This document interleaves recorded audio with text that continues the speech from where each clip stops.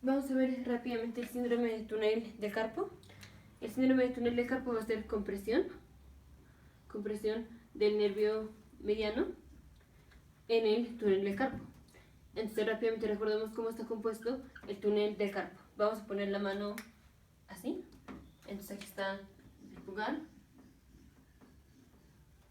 Así. Ya en el video anterior vimos cómo están los huesos de la muñeca. Aquí están los huesos de la muñeca. Luego vamos a tener el nervio mediano. Entonces vamos a poner el nervio mediano en rojo, que pasa más o menos así. Y aquí tenemos una capa que se llama el ligamento transverso del carpo, o este ligamento también se le llama retináculum. Entonces, retináculum o ligamento transverso del carpo es lo mismo y es una capa como así.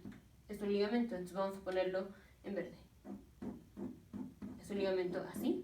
Entonces, el túnel del carpo es el espacio que queda entre los huesos de la muñeca y esta capa de ligamento. Entonces, aquí están los huesos, aquí está la capa, el espacio que está entre los dos es el túnel del carpo y por ahí pasa el nervio mediano. ¿Qué pasa? Vamos a tener compresión del nervio mediano aquí en el canal del túnel del carpo. Entonces, primero vamos a ver por qué podemos tener compresión del nervio mediano. Entonces, esto puede ser, por ejemplo, por diabetes, puede ser por hipotiroidismo, puede ser por acromegalia, puede ser por artritis reumatoide,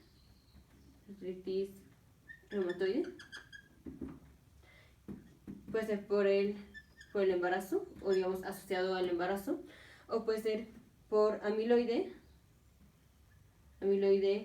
relacionado a la diálisis. Y en videos anteriores vimos todos los tipos de amiloide.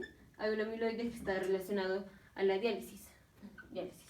Entonces cualquier cosa que nos aumente lo que tengamos aquí en el espacio entre los huesos y el retináculo. Por ejemplo, acromegalia, pues acromegalia es crecimiento de todas las estructuras blandas. Entonces vamos a tener crecimiento de todas las estructuras que encontramos aquí en el canal del túnel del carpo. Por ejemplo, en la artritis reumatoide, pues vamos a tener inflamación de los tendones, de todos los tendones que pasan también por este canal. No solo el nervio mediano pasa por ahí, sino también ciertos tendones de músculos. Entonces, inflamación de los tendones, pues va a ocupar más espacio aquí, más espacio entre los huesos y el retináculo.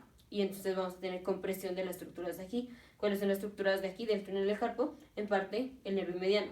Entonces, cualquier cosa que nos aumente los tejidos o que nos aumente lo que tengamos aquí, como son o que ocupe más espacio en el túnel del carpo, va a poder comprimir el nervio mediano. Entonces cualquier cosa que ocupe o que haga que ocupemos más espacio en el túnel del carpo va a generar el síndrome de túnel del carpo. ¿Cómo se presentan estos pacientes? Entonces la presentación clásica es dolor en la distribución del meñique, de los, digamos, 3,5 primeros dedos. Entonces vamos a ponerlo así. Entonces, primero, segundo, tercero y medio. Entonces vamos a tener dolor más o menos en esta distribución. Dolor en los 3,5 dedos. Entonces 1, 2, 3,5. En toda esta parte vamos a tener sensación de dolor, casi nada más sensación de dolor. Vamos a tener atrofia de la eminencia tenar, esta es la eminencia tenar. Entonces, atrofia de la eminencia tenar. Y aquí, a diferencia de otras compresiones o otras lesiones al nervio mediano, específicamente aquí en el síndrome de túnel del carpo, no va a haber pérdida de la sensación.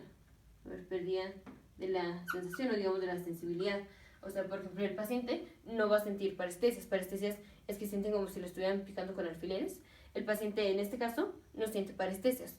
¿Por qué? Porque tenemos otra rama del nervio mediano que se llama rama palmar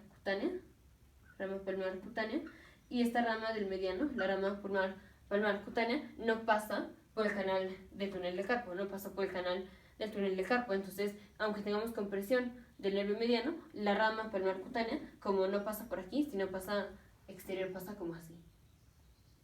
Y esa es la que le da la sensibilidad a la mano, o en parte, lo que le da la sensibilidad a la mano.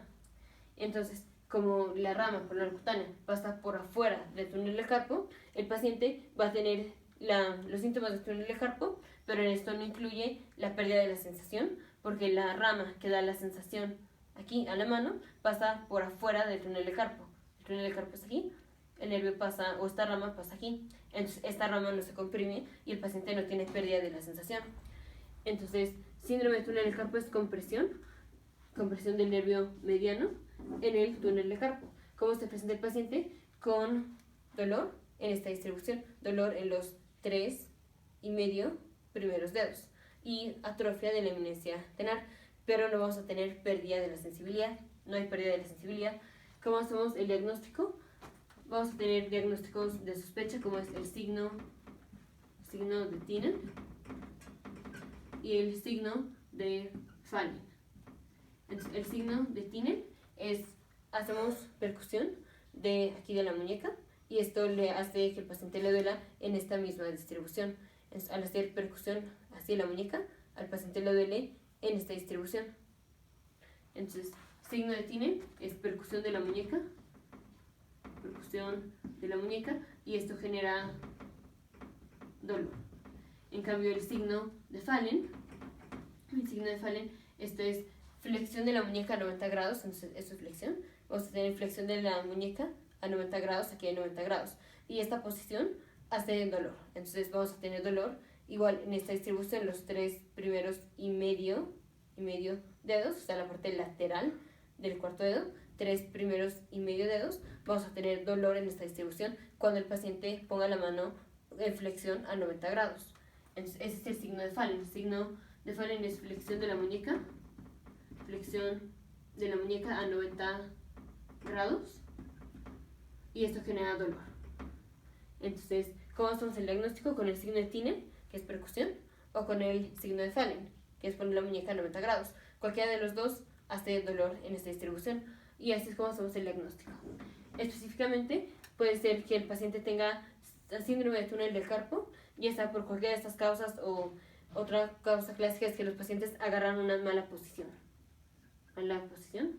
Por ejemplo, las personas que todo el tiempo están viendo la televisión y así, cuando están en la cama o se recargan, ya sea en un sillón o en una cama, se recargan como así. Entonces, esta extensión de la muñeca continua, y que aparte se le pone el peso de la cabeza, pues va haciendo compresión aquí del nervio mediano en el túnel del carpo. Entonces, esta posición y que se pone en la cabeza, esto daña al nervio mediano, o hace compresión del nervio mediano. Y pues obviamente esto se va a presentar de manera unilateral, o sea, de la mano, pues que le está poniendo en esa posición. Pero hay veces donde puede ser bilateral. Clásicamente, cuando es bilateral, es o porque el paciente tiene hipotiroidismo o porque el paciente tiene acromegalia. Vamos a decirlo así: si el paciente tiene síndrome de túnel del carpo, tiene toda la sintomatología de síndrome de túnel del carpo y es bilateral, o sea, está en las dos manos, vamos a pensar o que el paciente tiene hipotiroidismo o que el paciente tiene acromegalia. Y obviamente pues esto lo veremos por la clínica y con estudios de laboratorio. Si solo es de una mano, pues ya podemos pensar en las otras causas, como diabetes, una artritis reumatoide, síndrome de túnel del carpo relacionado al embarazo, o la amiloide relacionado a la diabetes, o que pongan mala posición, como es recargarse en la mano cuando están viendo la televisión. Y clásicamente este es el síndrome de túnel del carpo. Y aquí muy importante, no tenemos alteración de la sensación de la muñeca o de la mano, de la distribución, en donde sí tenemos dolor, ahí no hay pérdida de la sensación. Nos vemos en el siguiente video. Futuros médicos, científicos e ingenieros.